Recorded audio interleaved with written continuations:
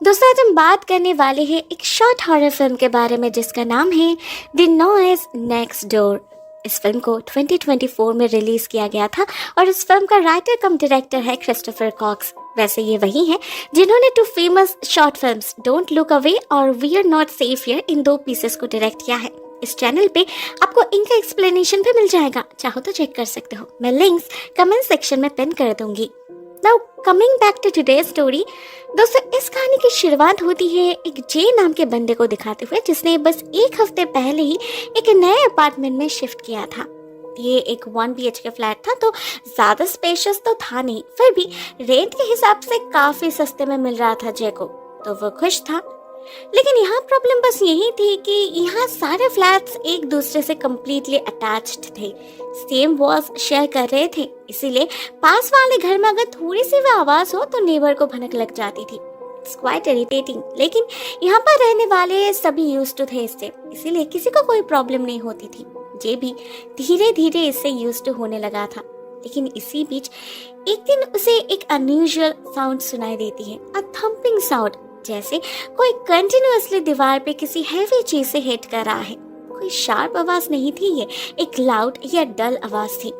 जी जब कॉल पर अपने माँ से बात कर रहा था तभी अचानक सुनाई दी उसे, और जब उसने गौर से सुना तभी उसे पता चला ये तो घर के एक दीवार के उस पार से आ रही है, मे बी उस पार वाले घर से।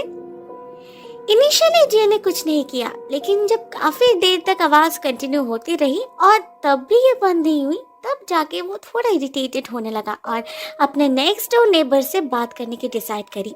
लेकिन जैसे ही वो बाहर निकला और सामने वाले घर यानी कि 13C के कॉलिंग बेल प्रेस करी, उतने में आवाज बंद हो गई। लेकिन तब तक इधर 13C का दरवाजा खुल चुका था। पता चला वहाँ एक कपल रहता है, ईथन एंड मॉर्गन नाम से। आवाज के बारे में पूछने पर काफी हैरान होता है ईथन, क्योंकि उसने तो ऐसी कोई आवाज नहीं करी। फिर उसने कहा कि वो लोग टीवी पर एक्शन मूवीज देख रहे थे, तो शायद जे को उसी की आवाज आई होगी। अब ये टोटली पॉसिबल था, तो जे और खुद को एम्बैरेस नहीं करता, वापस अपने फ्लैट में आ जाता है और अपने काम में बिजी हो जाता है। थैंकफुली उस दिन और कुछ नहीं होता। बट नेक्स्ट मॉर्निंग जब जे अपने लिए ब्रेकफास्ट बना रहा होता है, तब फिर से वो आवाज शुरू हो जाती है, वही सेम थम्पिंग लाइक साउंड जो कंटिन्यूअसली जे को डिस्टर्ब करती जा रही थी। परेशान हो चुका था वो, लेकिन इस बार ध्यान से सुनने पर उसे उस आवाज के साथ कुछ और भी सुनाई देती है, किसी की रोने की आवाज, साथ में कोई चीख भी रहा था, ऐसे कोई झगड़ा चल रहा हो वहाँ।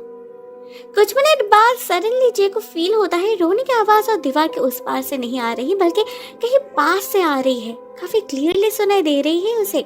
और उसे फॉलो करके फाइनली जे उसका सोर्स भी ढूंढ निकालता है। अपने दरवाजे के पीप होल से वो देखता है उसके सामने वाले फ्लैट के दरवाजे पर एक लेडी खड़ी है, वही रो रही है इतने जोर से।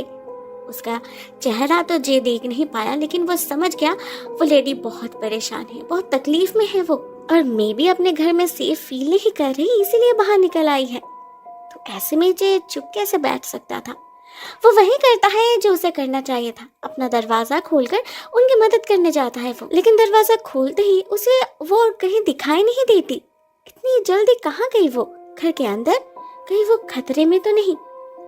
यही सब सोचकर जे खुद को रोक नहीं पाता। 30C के दरवाजे पर फिर से एक बार नॉक कर ही देता है वो, जिस पर रिस्पॉन्स करता है ईथन। अब क्लियरली जे को फिर से अपने दरवाजे पर देख उसका रिएक्शन काफी कंफ्यूजिंग रहता है। वो समझ नहीं पाता इस बंदे को फिर से क्या चाहिए, या फिर समझता है लेकिन इग्नोरेंट होने का नाटक करता है। जो भी हो, जे डायरेक्टली सवाल पूछता है उससे और क्लैरिफिकेशन के लिए उसका मिसेस मतलब मॉर्गन से बात करने की मांग भी करता है। अब इससे मॉर्गन तो आती है, हंस हंस कर उससे बात करती है और उसे अश्योर भी करती है कि यहाँ सब कुछ ठीक है, उनके बीच कोई झगड़ा नहीं हुआ। लेकिन जे का मन नहीं मानता, क्योंकि मॉर्गन को देखते ही वो समझ चुका था ये वही लेडी है, वही डार्क हेयर, फेयर स्किन और येलो ड्रेस, यही तो है वो जो रो रही थी कुछ देर पहले। ऊपर से ठीक तभी उसकी नजर पड़ती है मॉर्गन के हाथ पर, जहाँ एक ताज़ी चोट का निशान क्लियरली विजिबल था। जे की नजर पड़ते ही मॉर्गन उसे छुपा लेती है, लेकिन क्यों? ईथन के डर से। जे को जो समझना था समझ चुका था वो, ईथन के नजरों को पल पा रहा था वो। उसे पता था उसके रहते मॉर्गन कुछ नहीं कहेगी। ऐसे में वो और उसे इंसिस्ट नहीं करता, सिंपली इस बिल्डिंग के मैनेजमेंट अथॉरिटी को इन्फॉर्म कर देता है। एक सैरा नाम के लड़की से बात होती है उसकी, जिसे जे सब कुछ बताता है, उस अजीब आवाज़ के बारे में, उस लड़की के बारे में और अपने शक के बारे में भी। उसे यकीन था मॉर्गन किसी सीरियस मुसीबत में है और नॉक कर करके उसका अटेंशन ग्रैब करने की कोशिश कर रही है वो। तो वो सैरा से रिक्वेस्ट करता है जल्दी से कोई स्टेप लेने के लिए। इधर बाकी का दिन और कुछ नहीं होता। जे को बाहर जाना था तो वो निकल जाता है। रात को जब वो लौटता है तब भी बिल्कुल नॉर्मल था सब कुछ। एक्चुअली कुछ ज्यादा ही शांत था सब कुछ, जिस पर जे को शक होता है और वो ना चाहते हुए भी एक बार 13C के दरवाजे पर कान रख ही देता है। सुनने की कोशिश करता है अंदर से कोई आवाज आ रही है या नहीं, और जब उसे कुछ सुनाई नहीं देती तब निश्चिंत होकर अपने घर में घुस जाता है वो। मगर जैसे ही वो अपने घर का दरवाजा बंद करता है उसे फिर से किसी के रोने की आवाज आने लगती है। साथ में पीप होल से देखने पर वो लड़की भी दिखाई देती है उसे, एग्जैक्टली उसी स्पॉट पर उसी तरह अपने हाथों से चेहरे को ढक कर फूट फूट कर रो रही है बेचारी। जैसे हल्की सी आवाज होते ही वो स्लाइडली उसकी तरफ टर्न भी करती है, जिससे उसका चेहरा तो विजिबल नहीं होता मगर उसके हाथों पर जरूर नजर पड़ती है जे की। जे देखता है उसके दोनों हाथ खून से लाल हो चुके हैं, जरूर कहीं गहरी चोट पहुंची है उसे। वो और एक पल भी जाया नहीं करता, झट से दरवाजा खोलकर मॉर्गन से बात करने जाता है। लेकिन दरवाजा खोलने पर उसे कॉरिडोर खाली मिलता है, बिल्कुल पिछली बार की तरह। लेकिन जे का पेशेंस भी ऑलरेडी टूट चुका था। वो ठान लेता है कुछ भी करके मॉर्गन को रेस्क्यू करके ही रहेगा वो। तो वो 13C के दरवाजे पर जोर जोर से धक्का मारने लगता है, चिल्लाने लगता है पागलों की तरह, और अंदर से आते हुए चीखों को सुनकर उसे बार बार यही डर सता रहा था कि कहीं उसे देर ना हो जाए। टेंशन के मारे वो तो दरवाजा तोड़ने पर उतर चुका था। लेकिन ठीक तभी दूसरी तरफ से ईथन को आते देख रुक जाता है वो, साथ में ईथन भी। वो तो बिल्कुल स्टंट हो चुका था जे को ऐसे पागलपन करते देख, ऐसे कुछ समझ ही नहीं पा रहा था वो। लेकिन जे भी हार मानने वालों में से नहीं था। वो डायरेक्टली उससे पूछता है उसने मॉर्गन के साथ क्या किया है, क्यों मारा है उसे। जे ने खुद अपने आंखों से देखी है उसकी हालत, उसके चीखें सुनी है, और वो चोट का निशान वो भी तो सबूत है। मगर जवाब में इथन कुछ ऐसा कहता है जिससे उसकी बोलती बंद हो जाती है। पता चलता है मॉर्गन तो घर में है ही नहीं, इनफैक्ट कोई नहीं है घर में। और वो चोट वो तो मॉर्गन को अपने वर्क प्लेस में मिली है। मॉर्गन असल में बच्चों का थेरेपिस्ट है, तो ऐसे हादसे होते ही रहते हैं उसके साथ। फाइनली जब जे उसे पुलिस की धमकी देता है, जवाब में ईथन उससे कहता है कि वो लोग एक हैप्पीली मैरिड कपल है, वो अपनी पत्नी को हर्ट करने के बारे में सोच भी नहीं सकता। ऐसे में अगर जे ने उन्हें फालतू में फिर से परेशान किया तो वो पुलिस को भी नहीं बुलाएगा, खुद ही सबक सिखा देगा उसे। इतना कहकर जे के मुंह पर ही दरवाजा बंद कर देता है ईथन। इधर उसके बातों का मतलब भली भांति समझ पा रहा था जे, लेकिन उसके धमकियों से डरने वाला नहीं था वो। उल्टा वो उसी वक्त 911 पे कॉल करके पुलिस को इन्फॉर्म करता है कि उसके पड़ोस से अपने पत्नी पर टॉर्चर कर रहा है। उसने अपने कानों से उनके झगड़े और चीखे चिल्लाने की आवाज सुनी है, और आज तो मॉर्गन को घायल हालत में भी देखा है उसने। पुलिस उसे कंफर्म करती है कि कुछ ही समय के अंदर मदद पहुंच जाएगी, तो जे उन्हीं का इंतजार करने लगता है। मीनवाइल अपने दरवाजे के पीप होल से बाहर झांकने की कोशिश भी करता है वो, कहीं उसे फिर से मॉर्गन दिखाई दी तो वो उसे पुलिस के बारे में बताकर कंसोल कर पाएगा ये सोचकर। लेकिन बाहर कुछ दिखाई ही नहीं देता उसे, सब कुछ बस लाल लाल सा दिख रहा था। जरूर ईथन नहीं कुछ चिपका दिया होगा पीप होल पर, लेकिन ये सब करके वो और बच नहीं पाएगा, जेल तो जाना ही होगा उसे। जे जब यही सोच रहा था ठीक तभी उसे कॉल आता है सैरा का। वो बताती है उसे उसके कंप्लेन के बारे में कुछ अपडेट देना है, लेकिन उससे पहले एक सवाल पूछती है वो जैसे कि क्या वो श्योर है ये चीखे चिल्लाने की आवाज 13C से ही आ रही है, क्योंकि उसने बिल्डिंग के बाकी सारे नेबर से पूछताछ किया है, उसके अलावा किसी ने कुछ भी नहीं सुना। ये जे के लिए यकीन करना काफी मुश्किल था, क्योंकि जो चीखें उसने सुनी है वो काफी लाउड थे। और रही बात बाकी नेबर्स की, तो जरूर बाकी लोग किसी झमेले में फंसना नहीं चाहती, इसलिए अवॉइड कर रहे हैं। सैरा उसे ये भी पूछती है कि उसने जो लड़की को देखा है वो कैसी दिखती है, और जब जे उसका डिस्क्रिप्शन देता है तो रिप्लाई में एक बेहद अजीब बात कहती है सैरा। बताती है एक्चुअली रिकॉर्ड्स चेक करने पर उसे 13C के खिलाफ मल्टीपल नॉइज कंप्लेंट्स मिला है, लेकिन सरप्राइजिंगली सभी के सभी सिर्फ 12C से ही किया गया है, मतलब जे के फ्लैट से। अब पता नहीं उसी के फ्लैट में कोई प्रॉब्लम है या नहीं, लेकिन लोग ज्यादा दिन वहां टिक नहीं पाते, और वजह सभी का सेम ही रहता है, डिस्टर्बिंग आवाजें, जो शायद अभी जे भी सुन रहा है। साथ में एक ने तो जे की तरह एक औरत को भी देखा था, दरवाजे के बाहर रोते हुए। उसने भी एग्जैक्टली सेम डिस्क्रिप्शन दिया था। तो ये सब भी तो सबूत ही हुए ना कि जे झूठ नहीं कह रहा। ईथन सच में क्रिमिनल है। लेकिन बात इतनी सिंपल भी शायद नहीं थी, क्योंकि ईथन और मॉर्गन तो बस 7 महीने पहले ही यहाँ शिफ्ट किया है, लेकिन ये कंप्लेंट्स वो तो सालों से आ रहे हैं। इनफैक्ट जिस कंप्लेन में उस औरत की जिक्र थी वो तो सितंबर 1991 का है, ऑलमोस्ट 30 साल पुराना। लेकिन ये पॉसिबल कैसे है? जे को तो कुछ समझ ही नहीं आता। और इसका नेक्स्ट लाइन सुनने के बाद तो उसकी हालत ही खराब हो जाती है। उसे पता चलता है इस घर से जो सबसे पहला कंप्लेन था 13C के खिलाफ, वो भी उसी साल किया गया था। उसमें कोई एक्स्ट्रा डिटेल्स तो नहीं था, लेकिन सैरा को एक न्यूज आर्टिकल मिला जो ठीक इसके अगले दिन का ही था और उस फ्लैट के बारे में ही था, मतलब 13C के बारे में।